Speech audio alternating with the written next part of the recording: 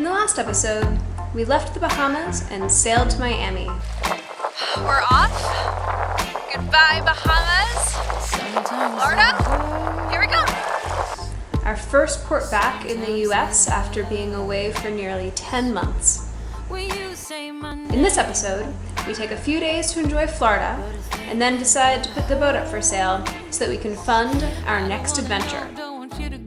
What we didn't realize was just how quickly the boat would sell. Well, we're not in the Bahamas anymore, that's for sure. Do you know the way back to other days when my heart was innocent? I cashed it in for pocket change, lost my way with nothing gained. I've been singing songs and I've been working hard, trying to catch a shooting star, but everything is foreign here, clouded up and full of fear. Just take me home. Our first impressions of Miami were a little overwhelming, but it was amazing how quickly we got back into the swing of things after our first night on the town. All right, we're gonna go find some pizza. We've had some beer and some whiskey. I think feeling both better and worse. Better and worse? Overwhelmed. A little overwhelmed. The night continues. We spent the next few days soaking in the sights,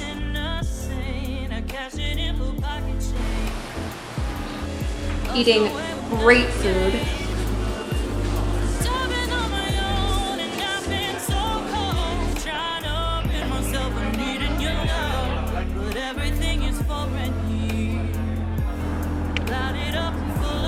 and meeting up with a few friends, some of whom you might just know. You guys came to become our neighbors. Decided to hang out in Miami for a bit. Or cross some paths. All right, 4th of July. We are anchored in Fort Lauderdale. Got a whole host of motorboats behind us. Everyone's been drinking all day. It's a beautiful day. Now the sun is finally going down. It's been so hot. We thought it might have been hot in the Bahamas. It is not hot in the Caribbean. Florida in July, it is hot.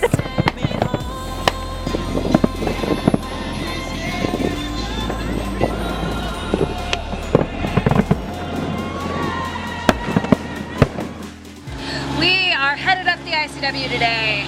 Here in Florida, that's typically called Death by Bridges.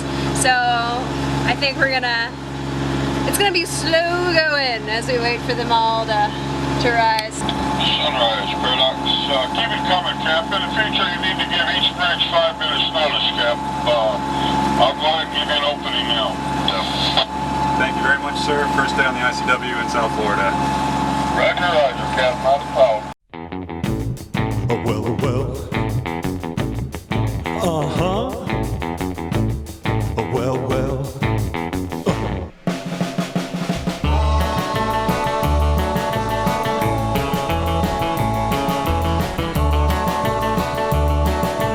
Let's talk about lifestyles of the rich and famous. It's like one bigger than the next. Hello, Boca. Well, well. Take it. Have a good time yet?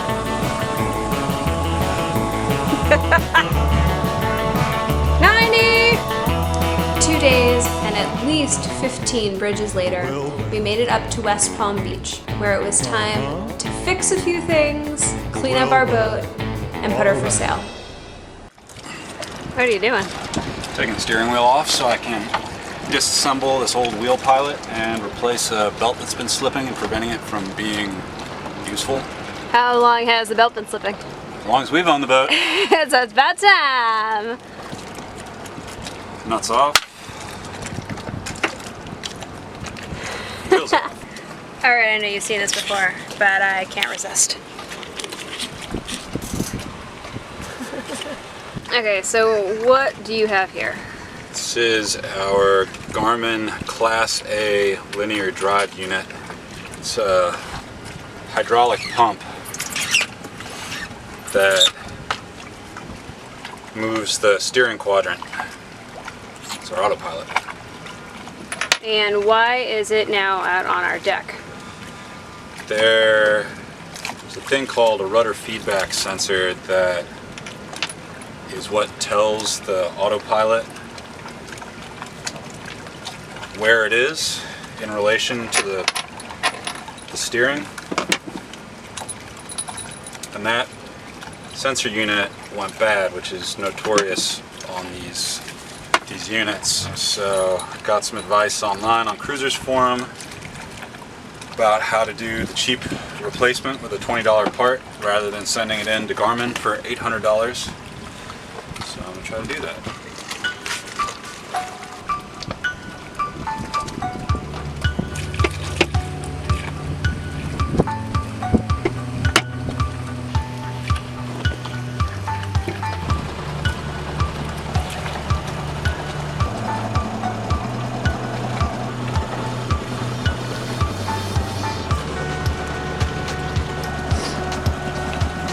Hey, nice job.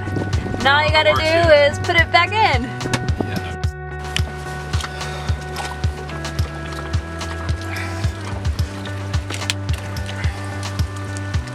All right, you survived.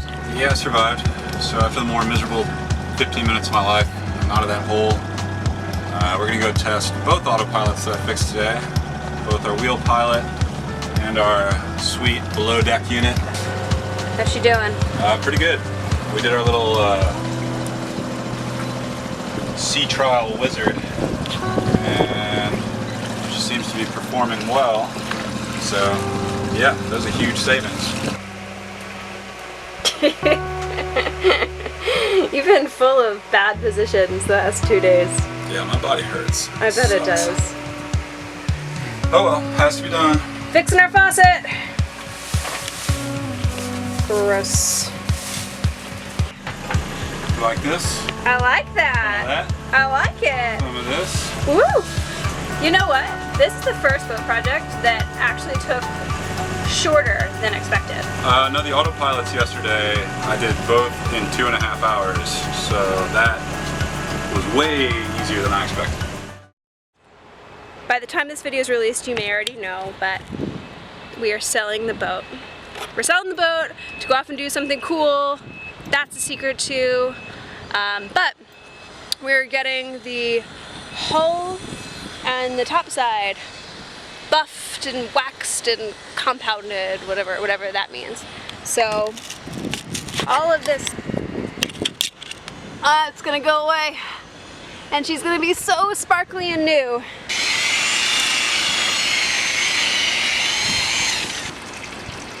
All right, we'll get out of your hair. I'm gonna be here all day. Yeah. Today is a sad day. It's an odd day.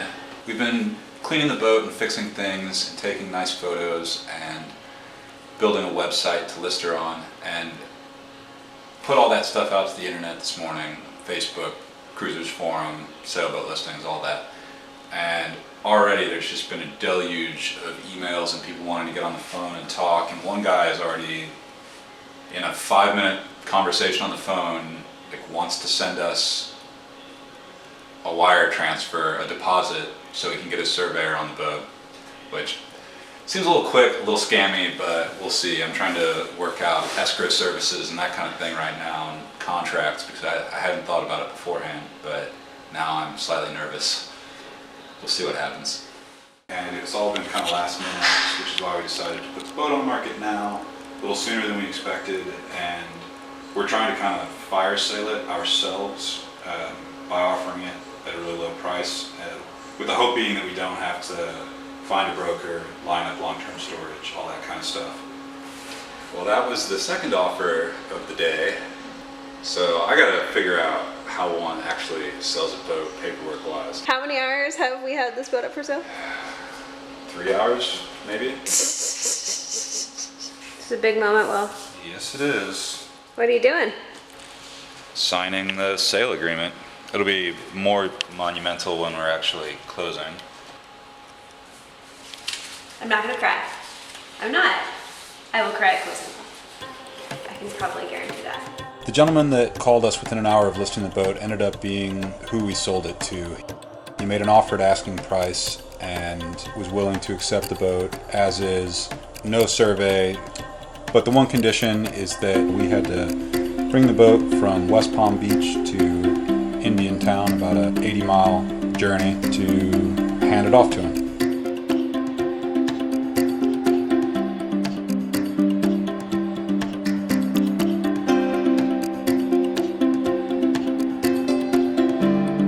We are pulling up to the St. Lucie Lock on the Okeechobee Waterway, and it's gonna bring us 14 feet higher up the river.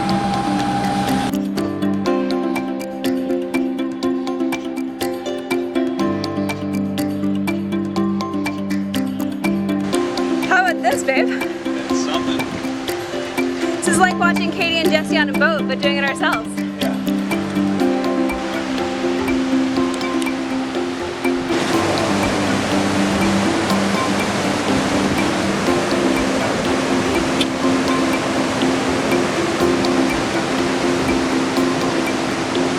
That was very cool. Yeah.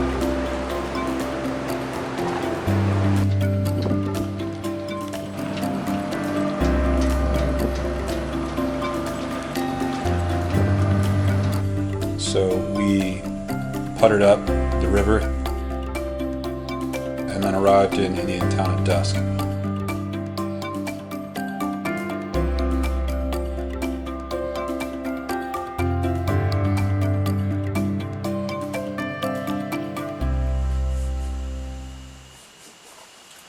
So last night on the boat.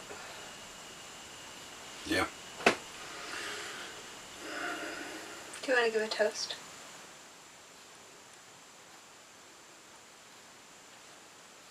It's a paradox. She didn't drown us.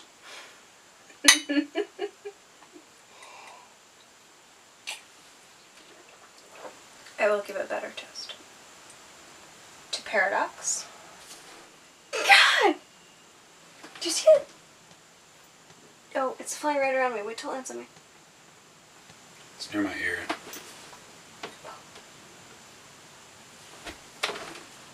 Oh, there's two of them! Got them both. Look at that. Okay, that ruined my speech. To Paradox. She was a great first home and a great first travel vessel. And I think for both of us, she helped us see the world a little bit differently.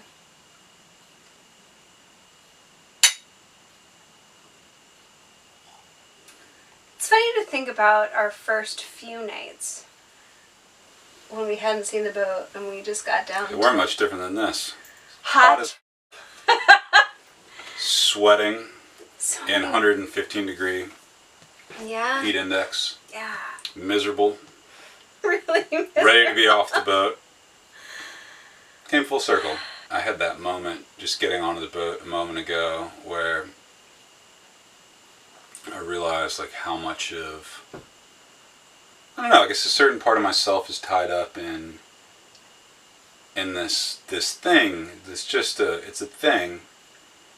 I don't buy into sort of old sea stuff, but she does sort of become a part of you, and there's this thing that you've got to maintain and take care of, and in order for her to take care of you, as Andy Shell would put it, she's got to keep the water out and the rig up. Yeah. And it'll be weird to not have this very real connection with the place that we live in, and that we have to take care of our home or she will kill us. Yeah, I hope her next owner loves her and takes good care of her. Yeah.